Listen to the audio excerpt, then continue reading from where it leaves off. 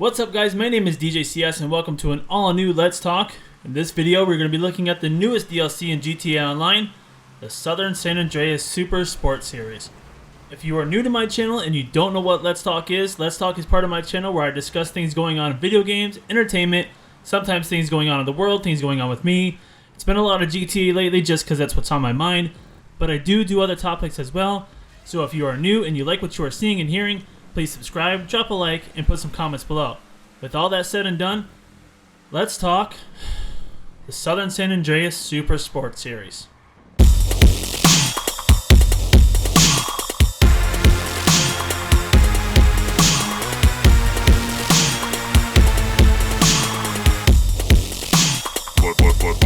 Let's talk. I was originally going to wait a few days and let the dust settle on the new DLC, but after playing it myself and seeing what a lot of other people were saying about it from Rockstar social accounts, I figured what the hell, let's do it, we'll do it live. My issue with this isn't the DLC. I knew it was going to be a smaller DLC and had a feeling it would be about racing. I was just hoping it would be paired with something else, new missions, or even a business opportunity, or hell, mansions. But for it to just be races with very little content is mind-boggling. I'm sure people weren't racing home to jump on GTA to play races. But let's jump into some details here. The file was only 1.155 gigabytes, which is really small. I wish I could compare that to some other DLCs like the Doomsday Heist or even Lowriders, but I can't remember what those were. But again, 1.155 gigabytes is very small.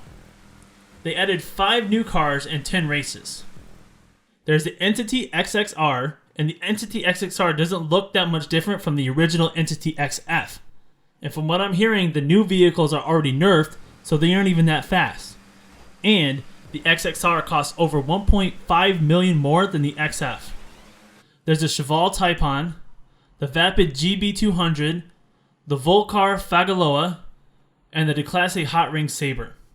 And out of these, only a few cars have good customization, and neither of them are the expensive supercars.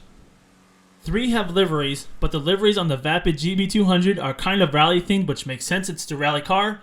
The liveries on the Hot Ring are all NASCAR themed because it is a NASCAR themed car. However, some are locked until you do some of the races. They unlock starting at 2 races going up to 18. And then the Fagaloa has some of the best customization, but it's a wagon and it's slow. The liveries are pretty lame too. It almost looks like this is for a demolition derby, but we don't have that in the game.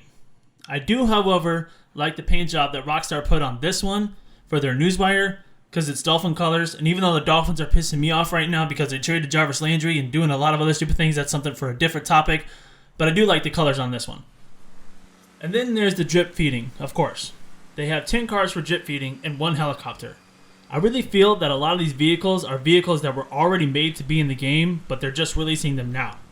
And thanks to Foxy snaps, we can see those vehicles. There's the Dink Adjuster Classic, which I know people have wanted for a long time, the Overflawed Tyrant, the Vapid Flash GT, and the Pegasi Tesseract, which are all from Legendary. Then there's the Lampadati Michelli GT, the Rune Chubarik, the Vapid Dominator GTX, the Weenie EC Classic, and the Vapid LE. Those are from Southern San Andreas. And then there's the Caracara pickup with a turret from Warstock Cash and Carry. Now I feel like this is going to be a vehicle that you buy and it's going to be just the pickup, but then you have to bring into your MOC or your Avenger to upgrade it to get the turret on it, which is probably going to cost like $1 million or something ridiculous like Rockstar loves to do. And then there's the Sea Sparrow, which is the helicopter from GTA 4, which is pretty cool. The 10 races are locked to the Hot Ring Sabre, and you have a minimum of at least 5 laps.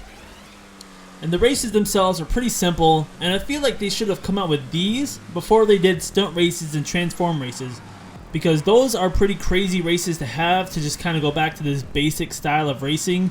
And these aren't even stunt races. They're in the stunt race category, but for the most part, they aren't stunt races. Some of them have jumps and boosts and stuff like that, but they're pretty simple, basic races. That's why it's like a NASCAR-themed DLC, because you're just basically driving around in a circle on some of them.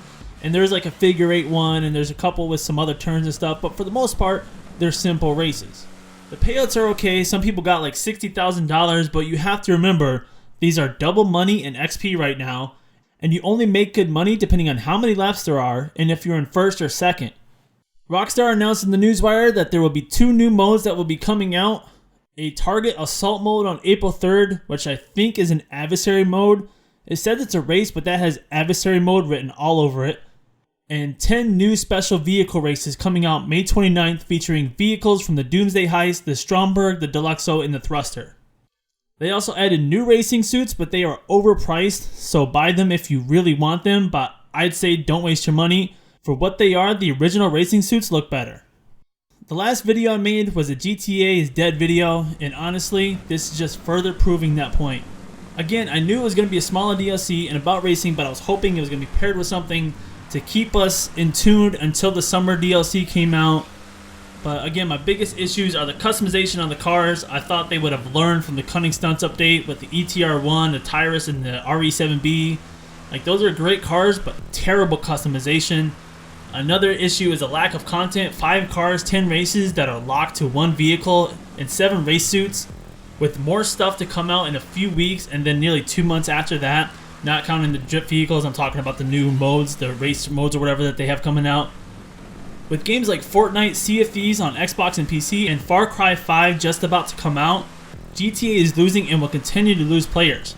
This is not the DLC to keep it afloat, and whatever the summer DLC is going to be, it really needs to be huge to get people interested in the game again.